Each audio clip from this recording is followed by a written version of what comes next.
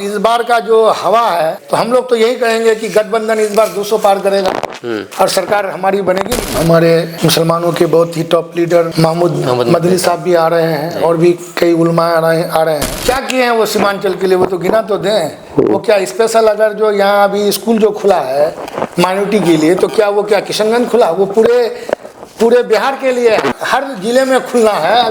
अभी 2 जगह रेडी हुआ है, दरभंगा और किशनगंज। जो वक्फ बोर्ड वाला मसला है या मंदिरों में मस्जिदों पर जो हमला किया जा रहा है या मस्जिदों में झंडा भगवा झंडा लहराया जा रहा है या इस तरह के मुसलमानों को परेशान किया जा रहा है, मॉब लिंचिंग किया जा रहा है, ये सिर्फ वोट की राजनीति कर रही है भाजपा। ये देश कहाँ जा रहा है उसको इससे मतलब नहीं है। सिर्फ सत्ता में कैसे बने रहे ये उसकी राजनीति कर रहा है। बाबरी मस्जिद को छीन लिया गया, उसके बाद भी आज भी मुसलमानों को अदालतों पर विश्वास है। जो भाई मुसलमान आज आंख बंद करके अदालत पर विश्वास कर रहे हैं और अदालत भी कहीं ना कहीं इस तरह के फैसले दे रहे हैं या इस तरह का आदेश पारित कर रहे हैं जिससे अदालत भी संदेह के घेरे में आ जा रहा है। अदालत भी मतलब एक तरह से शोभा के घेरे में आ जाता है। बोलते हैं कि जब कानून बनता है तो आप सपोर्ट में रहते हैं, बाद में कहते हैं कि हम उसके लिए लागू होने नहीं देंगे। ये कैसी मतलब दोहरी नीति है आपकी। तेजस्वी जी को मुख्यमंत्री बनाने के लिए लोग वोट करेंगे तो हम समझते हैं कि बड़ी तादाद में एक लहर चलेगा ये, और 25 में इंशाल्लाह तेजस्वी जी मुख्यमंत्री बनेंगे। वक्फ का मानी ही है कि फी सबिलिल्लाह करके लोग दे देते हैं कि भाई हम दान कर देते हैं, उससे जो आमदनी होगी वो गरीब लोगों के लिए काम आएगा। बटोगे तो कटोगे। अब इसका समर्थन प्रधानमंत्री नरेंद्र मोदी करते हुए एक और नारा दिया कि एक है तो सेफ है। तो इसका मतलब क्या है कि मुसलमानों को साइडलाइन कर दिया जा रहा है एक तौर पर। कुछ उनके एमपी लोग तो यहाँ तक कह दिए कि तुम लोग हमारे पास मत आओ, वोट नहीं दिए हो, तो इस तरह का करते हैं। हम लोग तो भाई सारे लोग हम समझते हैं कि वोट देने के बाद अब सबके नुमाइंदे हो जाते हैं। स्वागत है आपका दोस्तों केडीवी लाइव में। मैं हूं फिरदौस गनी। जैसे कि आपको पता है कि जमीयत उलमा हिंद की तरफ से किशनगंज में एक बड़ी बैठक होने वाली है 8 तारीख को। और बाकी अब हमारे देश में आजकल मुसलमानों को काफ़ी ज़्यादा सताया जा रहा है, मस्जिदों पर कब्जा करने की कोशिश की जा रही है और विभिन्न मुद्दे हैं जो हम आज बहादुरगंज विधायक अंजार नईमी साहब से बातचीत करेंगे। आप बने रहे हमारे साथ। तो सर सबसे पहले स्वागत है आपका केडीवी लाइव में। चलिए केडीवी लाइव के सभी व्यूअर्स को मेरा सलाम। जी सर, आज 6 दिसंबर है और एक ऐतिहासिक दिन है, एक काला दिन कहा जाता है। बाबरी मस्जिद आज के दिन विध्वंस हुआ था। जी क्या कहना चाहेंगे सर आप इसके बारे में? आज का दिन हिंदुस्तान की तारीख में समझिए बहुत ही काला दिन है मुसलमानों के लिए, खास करके ये मुसलमानों के लिए नहीं, मतलब उन सभी सेकुलर लोगों के लिए जो हिंदुस्तान के लिए अपनी कुर्बानियाँ दी आज़ादी के लिए, ऐसे लोगों के लिए बहुत ही शर्मनाक दिन है। फिर भी हम समझते हैं कि चलिए जब मामला अदालत में पहुंचा तो अदालत के जरिए लोगों ने, मुसलमानों ने ये कर लिया कि चलो एक अगर हमारा मस्जिद अगर जा रहा है, अगर लोगों में शांति कायम हो जाता है तो लोगों ने एक कुर्बानी दे दी। लेकिन फिर आज जो ये लोग हड़बा इस्तेमाल कर रहे हैं ये बहुत ही शर्मनाक है देश के लिए, आने वाले दिनों के लिए, भारत के मुस्तकबिल। 6 दिसंबर 1992 को कहा जाता है कि वो संविधान की धज्जियाँ उड़ाए गए थे उस समय, और कहा जाता था कि आगे इस तरह का मामला नहीं होगा, लेकिन लगातार इस तरह के मामले हो रहे हैं। हम उस पर भी बात करेंगे। उससे पहले सर, अब 8 तारीख को जो जमीयत की बैठक होने वाली, जलसा होने वाला है किशनगंज लहरा चौक में, इसके बारे में क्या कहना चाहेंगे और लोगों को क्या संदेश देना चाहेंगे किशनगंज के लोगों को? हम तो यही कहेंगे कि सारे लोग उस दिन आए, बड़े बड़े उलमा लोग आएंगे उस दिन। हमारे मुसलमानों के बहुत ही टॉप लीडर महमूद मदनी साहब भी आ रहे हैं और भी कई उलमा आ रहे हैं। चाह रहे हैं कि लोग आएँ, बड़ी तादाद में लोग आएँ और उनकी तकरीर को सुने। आज जो देश में मुसलमानों के साथ जो मामला दरपेश हो रहा है तो इन सारे मसलों पर गुफ्तगू होगी। आपको पता है सर कि किन किन मसलों पर वहाँ पर मतलब बातचीत होगी?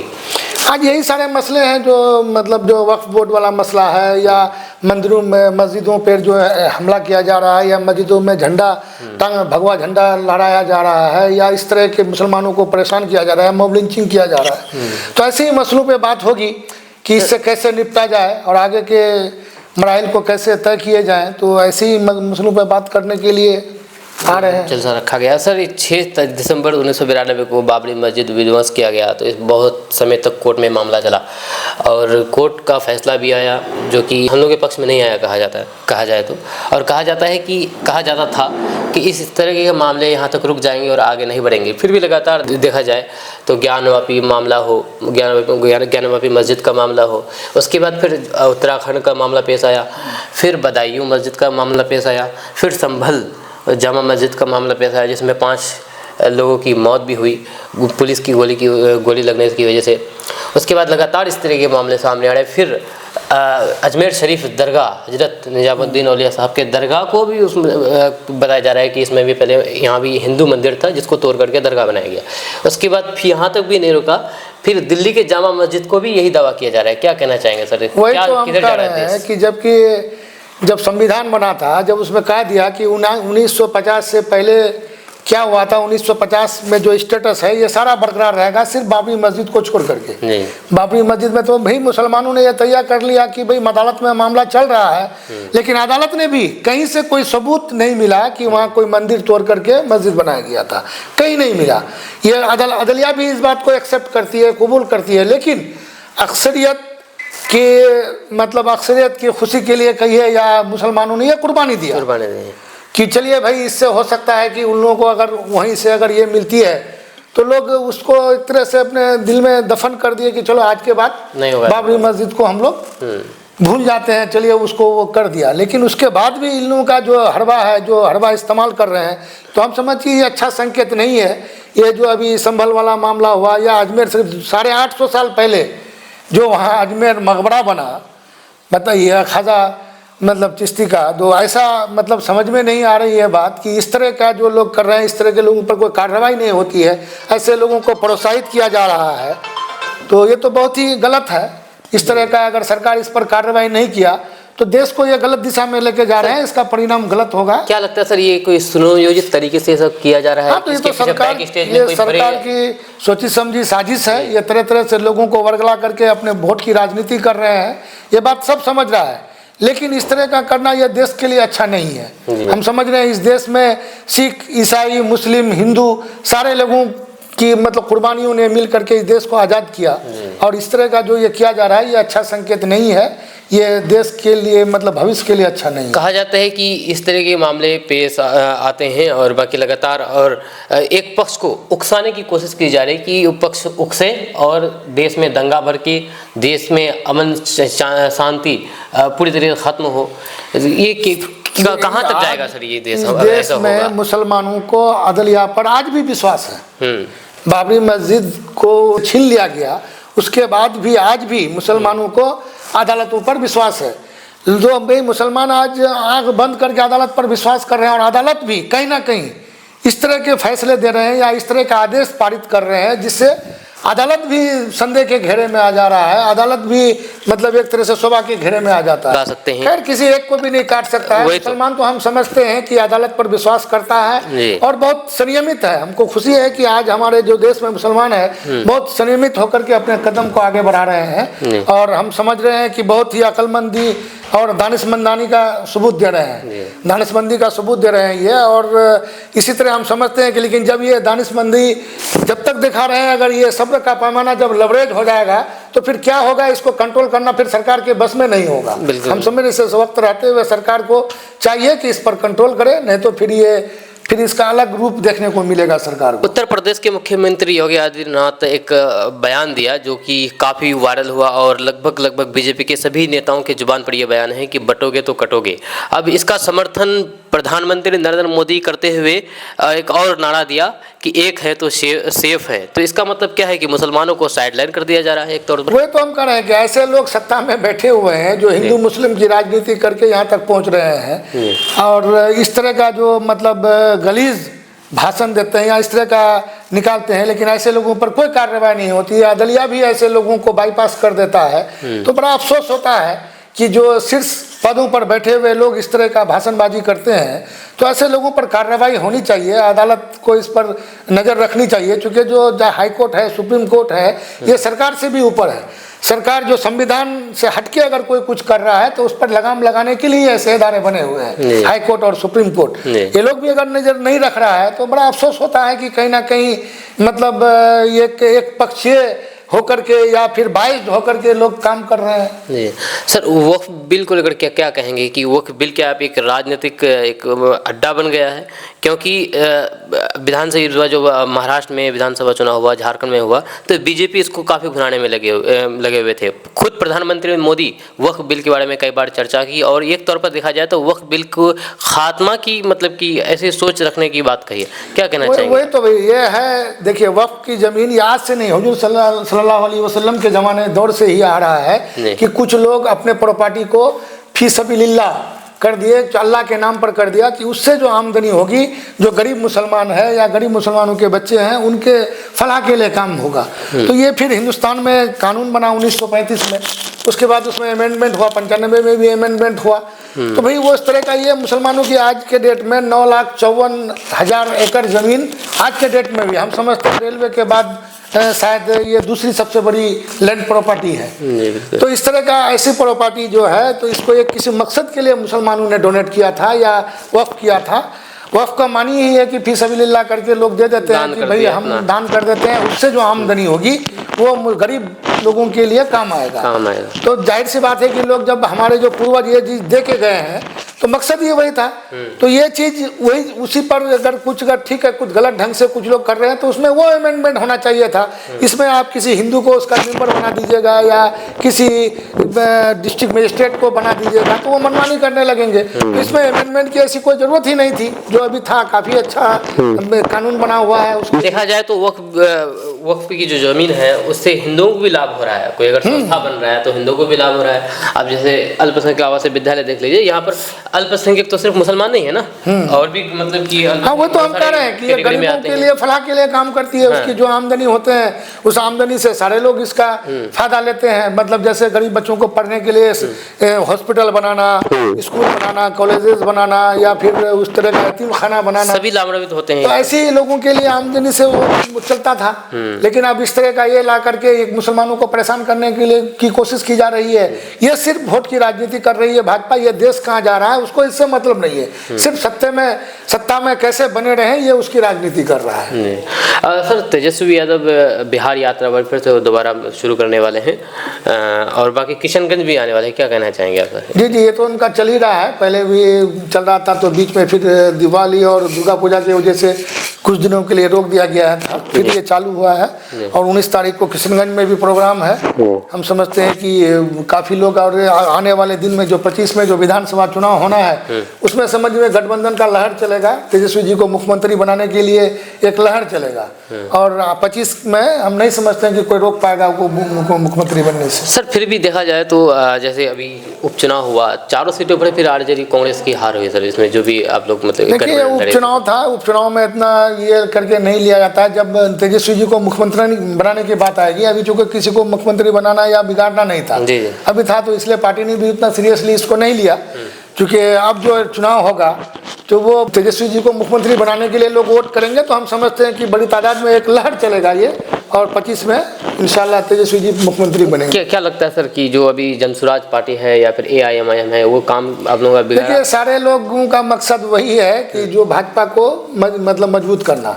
ये लोग किसी ना किसी सूरत में भाजपा ही को मजबूत करते हैं। आप नीतीश कुमार जी को ही ले लीजिए, जब वो बात करते हैं तो सेकुलर की बात करते हैं, मुसलमानों की हिमायत की बात करते हैं। लेकिन आपने देखा अभी वक्फ बिल जो पास हुआ वो पूरे सपोर्ट में, ललन सिंह ने भाषण भी दिया मुसलमानों के खिलाफ में, बयान भी दिए वो। हाँ, वो कहा था कि मुसलमान देखेंगे कि इससे पहले जो आपका ट्रिपल तलाक था उसमें भी वो सपोर्ट में रहे। उसके बाद जो CAA कानून बना उसमें भी सपोर्ट में रहे। बोलते हैं कि जब कानून बनता है तो आप सपोर्ट में रहते हैं, बाद में कहते हैं कि हम उसके लिए लागू होने नहीं देंगे। ये कैसी मतलब दोहरी नीति है आपकी? अगर आप नहीं देंगे तो आप वहाँ वॉकआउट कीजिए भाई। आप लोकसभा में अगर आप सपोर्ट नहीं करेंगे तो कानून नहीं बनेगा। अब वक्फ बिल को ही ले लीजिए, पास करने के लिए आप सपोर्ट कर रहे हैं, बोलते हैं कि नहीं जैसा था यथावत हम यहाँ बिहार में रहने देंगे। तो ये आपका दोहरी नीति, लोग समझ रहे हैं चित्र से कि आप क्या सोच रहे हैं। करनी और कथनी में बहुत फर्क है इनका। ये बोलते कुछ है, करते कुछ है, इनका अंदर कुछ चल रहा है। सर, तेजस्वी यादव जी एक ऐलान किया है कि 2025 में अगर महागठबंधन की सरकार बनती है तो 200 यूनिट बिजली फ्री दी जाएगी प्रत्येक परिवार जी जी घर जी, में। ये उनका अपना ये है। और ऐसा अगर हो गया तो ये होगा 200 यूनिट बिजली दिल्ली में दे रही है सरकार, या और भी जो कई सरकार बना है तो उन्होंने वादा किया था जब पंजाब में, वहाँ भी कर दिया। लेकिन तेजस्वी जी बोले हैं तो जाहिर सी बात है यहाँ भी होगा। लेकिन सत्ता पक्ष कह रहे हैं कि ये फ्री देने से मतलब बिहार कंगाल हो जाएगा, बिहार बर्बाद हो जाएगा। यही केंद्र सरकार बोलता है दूसरा दे रहा है तो उसको पर उंगली उठा रहा है। जब वो ये फ्री अनाज दे रहा है तो इसके लिए कुछ नहीं, वो सोच रहा है कि इससे हमको वोट में फायदा हो रहा है, तो ये उनके फेवर में है। तो ये सरकार को बोलने वाली बात है, इससे कुछ नहीं है। सरकार गरीबों को जहाँ फायदा होगा वहाँ सरकार फायदा पहुँचाने के लिए हमेशा तत्पर है।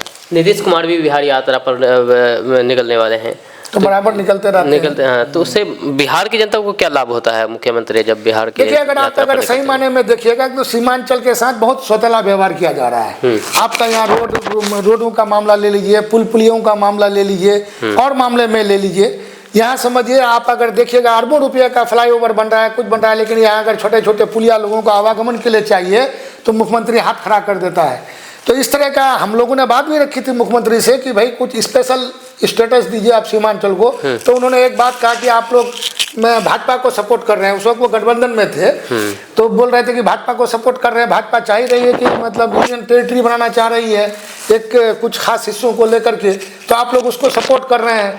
तो ये बोलिए, तो हम लोग भी सोचे कि चलो तुमने ऐसे भी आप सपोर्ट कीजिए कि भाई सीमांचल कैसे आगे बढ़े। इतना पिछड़ा इलाका है हमारे यहाँ से लाखों की तादाद में लोग पलायन करके दिल्ली, पंजाब, हरियाणा, मुंबई, महाराष्ट्र, अलग अलग जगहों पर लोग जाकर के अपना मेहनत मजदूरी करके अपना बाल बच्चों का भरण पोषण कर रहे हैं। तो हमारे चाहिए, हम चाह रहे हैं कि ऐसे ये कैसे रुके, यहाँ फैक्ट्री कैसे लगे, या हमारे लोग यहाँ अपने यहाँ रह करके घर में अपने परिवार के साथ रह करके अपने बाल बच्चों का परवरिश करें। तो ये नहीं हो पा रहा है, आप नहीं कर रहे हैं। खाली ये किसी खास नालंदा और राजगीर और पटना को ही विकसित कर रहे हैं, एक ही एरिया तक सीमित कर दिया है विकास, सीमित एरिया को ही आप विकसित कर रहे हैं। जहाँ सीमांचल जब कितना पिछड़ापन है, यहाँ हम लोगों ने बात रखी कि यहाँ कुछ कॉलेजेस दीजिए, चूँकि हमारे बच्चियाँ पढ़ नहीं पा रही है। ठीक है, आपने +2 किया, इसके लिए आपका खैर मकदम है कि हर पंचायत लेवल पर आपने +2 कर दिया। तो भाई +2 के बाद भी अगर कोई ग्रेजुएशन करना, हमारी बच्चियां अगर ग्रेजुएशन करना चाहे तो उसको मधेपुरा या आपको भागलपुर या पटना जाना पड़ रहा है। तो कोई बच्ची जाने के लिए तैयार नहीं है, बीएड कॉलेज भी नहीं है, उनको एजुकेशन ड्रॉप कर देना पड़ता है। तो हम लोग ये चाह रहे थे कि भाई आप हर प्रखंड में मतलब के कॉलेज को स्थापित कीजिए, जो वहाँ से जो नियरेस्ट जो ये होगा यूनिवर्सिटी से मुंसलिक करके वहाँ उसकी मतलब तालीम हासिल करे, वो बच्चियाँ भी ग्रेजुएशन करने लगे। आज देखेंगे हमारे इलाके में पढ़ने का अच्छा शौक पैदा हुआ, अभी यूपीएससी भी किया हमारे यहाँ से, और हम समझते हैं बीपीएससी में बड़ी तादाद में लड़कों ने नौकरी हासिल की है। तो एक पढ़ने का एक अच्छा जज्बा पैदा हुआ है बच्चों में। तो गरीब बच्चे या लड़का हो या लड़की हो, वो बाहर जाकर के उसको एफर्ड नहीं कर सकते हैं, वो पढ़ नहीं पा रहे हैं। तो आप यहाँ मुहैया कराइए। एक आप वो क्राइटेरिया बांध दिए हैं कि सब डिवीजन लेवल पर एक होगा, हर सब डिवीजन में हम एक ये कॉलेज देंगे। तो भाई एक सब डिवीजन में देंगे, हमारे यहाँ 2 है, तो उतनी तादाद जो हो रही है, आज लोगों का एडमिशन नहीं हो रहा है ग्रेजुएशन। बिल्कुल बिल्कुल। अगर आप जिस हिसाब से बच्चे हमारे निकल रहे हैं तो आज एडमिशन नहीं हो रहा है। हमने बल्कि मुख्यमंत्री जी को आवेदन में ये भी कहा था कि आवेदन दिया था कि भाई जो इंटर लेवल के जितने भी कॉलेजेस थे उस काउंसिल से जो मुंसलिक था, तो ऐसे कॉलेज की भी मान्यता समाप्त कर दिया गया है। तो हम करें ऐसे कॉलेज को ही आप ग्रेजुएशन के लिए ये कर दीजिए, जैसे आप दे रहे थे स्टूडेंट्स के हिसाब से पैसा दे रहे थे वैसे ही दीजिए, और वहाँ का नियरेस्ट जो यूनिवर्सिटी है उससे उसको मुंसलिक कर दीजिए। तो हमारे बच्चे हम समझते हैं कि इस तरह का इंटरमीडिएट जो कॉलेज है वो हर प्रखंड लेवल पर है। क्या लगता है अगर इस तरह की सुविधा अगर हो जाए तो क्या यहाँ के युवाओं को और ज़्यादा पढ़ाई में रुचि होगी और आगे बढ़ेंगे? जाहिर सी बात है कि वो बेसिकली है कि अगर अच्छा नज़दीक में होगा तो ग्रेजुएशन करेगा, लोगों को पढ़ने का जज्बा होगा। ठीक है, जो डॉक्टरेट करना है या पीजी करना है वो जहाँ जाएगा उसके लिए चले वो करेगा, लेकिन ग्रेजुएशन तक अगर हो जाता है किसी भी चीज़ के लिए ग्रेजुएशन जरूरी हो गया है। बहुत जरूरी है। इसलिए ये चाहिए गवर्नमेंट को कि सरकार को, नीतीश कुमार जी को, कि हर प्रखंड लेवल पर एक कॉलेज स्थापित करे, या जो इंटरमीडिएट कॉलेज है उसको वो कम से कम ये ग्रेजुएशन का मान्यता दे करके वो नियरेस्ट जो यूनिवर्सिटी है उससे मुंसलिक कर दे। वो ये हमारे लिए बिहार के लिए बहुत अच्छा होगा, बच्चियों के लिए खास करके बहुत अच्छा। सर, जदयू का मतलब ये कहना है कि 2025 फिर से नीतीश और 225 प्लस सीट, तो आप लोगों का क्या कहना है? आप लोग क्या कहेंगे? भाई देखिए, हम इस बार का जो हवा है तो हम लोग तो यही कहेंगे कि गठबंधन इस बार 200 पार करेगा और सरकार हमारी बनेगी। नीतीश को ये कहते हैं कि हमारा नीतीश कुमार जी हैं, और आज के डेट में भी नीतीश कुमार जी राज्य को नहीं चला रहे हैं। कुछ चुनिंदे लोग हैं, आप अगर देखिए तो एक तरह से बीमार चल रहे हैं। ये सभी लोग कह रहे हैं बीमार चल रहे हैं, कब क्या बोलना होता है वो बोल देते हैं, चाहे वो विधानसभा में हो या क्या कहते हैं कि आपका वो किसी भी घीसी में भी वो बोल देते हैं, मतलब अनाप शनाप बोल देते हैं। तो इसलिए हम समझते हैं कि अब इनसे संभल नहीं रहा है बिहार। आज देखिए जहरीली शराब पी करके कितने लोगों की मौत हो रही है, जबकि पाबंदी है शराब में। लेकिन इस तरह का जो हो रहा है तो इसलिए इनसे नहीं संभलेगा, और आने वाले लोग भी समझ रहे हैं। आने वाले दिनों में लोग तेजस्वी जी को मुख्यमंत्री देखना चाहते हैं, और हम समझते हैं 2025 में इनको कोई नहीं रोक पाया, 200+ सीट लेकर के मुख्यमंत्री बनेंगे। सर क्या सिर्फ मुसलमान बिहार के मुसलमान सिर्फ राजद को वोट देते हैं? क्योंकि मुसलमान बीजेपी को भी वोट नहीं देते हैं, AIMIM को भी उतना वोट नहीं देते हैं। बाकी आप जी यहाँ तक कि जदयू कह रहे हैं कि मुसलमान पहले भी जदयू को वोट नहीं देते थे और अब भी नहीं दे रहे हैं, तो क्या सिर्फ RJD वाले ही मुसलमानों का वोट ले जाते हैं? ये उनको गलतफहमी है कि वोट नहीं देते हैं। अगर वोट नहीं देते हैं तो हमारे यहाँ से वो MLC लगातार जायसवाल जी बन रहे हैं, 80% मुस्लिम वोट है, कैसे नहीं दे रहे हैं? और जगह भी दे रहे हैं लोग वोट, हर जगह वोट दे रहे हैं। ये कहने की बात है। इस तरह का एक टारगेट करना मुसलमानों को, कुछ उनके MP लोग तो यहाँ तक कह दिए कि तुम लोग हमारे पास मत आओ, वोट नहीं दिए हो, तो इस तरह का करते हैं। हम लोग तो भाई सारे लोग हम समझते हैं कि वोट देने के बाद आप सबके नुमाइंदे हो जाते हैं। आप चाहे वोट दिया है नहीं दिया है, चाहे वो किसी भी कम्युनिटी का हो, तो सबके लिए काम करना चाहिए। लेकिन इस तरह का खुले मन से बात करना या इस तरह बोलना कि ये तो बहुत ही गलत बात है, अशोभनीय बात है। गुलाम रसूल बलियावी का एक बयान सामने आया, किशनगंज में ही वो बयान दिया था कि बिहार और सीमांचल के मुसलमान अगर नीतीश के साथ इंसाफ नहीं किया तो गद्दारों की लिस्ट में अगर फहरिस्त लिखी जाएगी तो बलियावी के बिरादरियों का नाम पहले आएगा। क्या किए हैं वो सीमांचल के लिए, वो तो गिना तो दें। वो क्या स्पेशल अगर जो यहाँ अभी स्कूल जो खुला है माइनॉरिटी के लिए, तो क्या वो क्या किशनगंज खुला? वो पूरे बिहार के लिए है, वो हर जिले में खुलना है। अभी 2 जगह रेडी हुआ है, दरभंगा और किशनगंज। इसके बाद सभी जिलों में बनेगा। तो भी माइनॉरिटी के लिए फलाह के लिए काम कर रहे हैं आप, तो जाहिर सी बात है कि भाई ये अच्छी बात है। ये अच्छी बात है तो हर सरकार को करनी चाहिए। तो ये गद्दारी और वफादारी की बात कहाँ से आ जाती है? सर बहादुरगंज से आप 4 साल तक अब विधायक रहे हैं और 1 साल आपका बाकी है कार्यकाल, तो 4 साल में क्या रोड पुल पुलिया का काम हुआ है, अगर आप बताना चाहें? हम अगर ये समझें कि हमने जितना वादा किया था पुल पुलिया का, हम समझते हैं कि मैक्सिमम के 100% लगभग हम लोगों ने पूर्ण कर दिया। और इंशाल्लाह मैनिफेस्टो 2025 में जो हाँ हम लोगों ने जैसे बहुत आम जो था, जो कालोपीर घाट का पुल था गुरुमरा, उसके बाद आपका वो लोधावाड़ी पुल था, या इस तरह का बहुत सारे पुल पुलिया थे जहाँ हम लोगों ने वादा किया था जो बहुत अहम था। उसके बाद बहादुरगंज टेरागाछ रोड वो भी टेंडर हो चुका है। इंशाल्लाह 1-2 महीने में वहाँ भी काम शुरू हो जाएगा। जमीन अधिग्रहण का काम चल रहा है। अच्छा, प्रोसेस में है वो? हाँ, प्रोसेस में अधिग्रहण टेंडर भी हो गया है। ये टेंडर हो गया है, तो इसमें कुछ वही है इन लोगों का, मतलब वो लोग बस उसमें कुछ लिटिगेशन कर रहे हैं। तो उम्मीद है कि 1-2 महीने में काम शुरू हो जाएगा इसका भी। तो हम समझे मैक्सिमम काम हो रहा है, और इंशाल्लाह हम लोग कोशिश कर रहे हैं कि जो भी बचा हुआ काम है वो भी बहुत जल्द हम लोग पूरा कर देंगे। और आने वाले दिनों में लोग अगर हमको और अगर मौका देंगे तो इंशाल्लाह जो और अहम काम है, जो निशंद्रा घाट का पुल है, मटियारी पुल है, या रोडों का जो चौड़ीकरण का मसला है, नदी कटाव का जो मसला है, इसको पूर्ण रूप से बांधने का काम करने का काम बहुत जगहों पर हम लोगों ने बांधने का भी काम किया। जो कटाव नहीं हो रहा है अब तो कुछ जगह रह गए हैं, उसको भी बंधवाने का काम हम लोग अभी प्रपोजल भेजे हुए हैं। उम्मीद है कि इंशाल्लाह इस बार भी बहुत सारा काम हो जाएगा। तो हम लोग कोशिश कर रहे हैं इलाके के लिए, जहाँ है या आवाम को जहाँ भी दिक्कत हो रही है उसके लिए हम लोग तत्पर रहते हैं, हम लोग लगे हुए हैं, और इंशाल्लाह बहुत जल्द ये सारा काम भी मुकम्मल कर दिया जाएगा। अच्छा सर, ये हम जब यहाँ पर आए तो देखे कि आप बगी से पहले भी आए थे, आपके यहाँ पर देखे थे कि डीप फ्रीजर की व्यवस्था है आपकी तरफ से, और बाकी एम्बुलेंस की व्यवस्था है, बिल्कुल आपकी तरफ फ्री ये व्यवस्था दिया जा रहा है। तो क्या कहना चाहेंगे सर, आपके तरह जितने भी विधायक हैं अपने किशनगंज लोकसभा में, सभी को ऐसा करना चाहिए?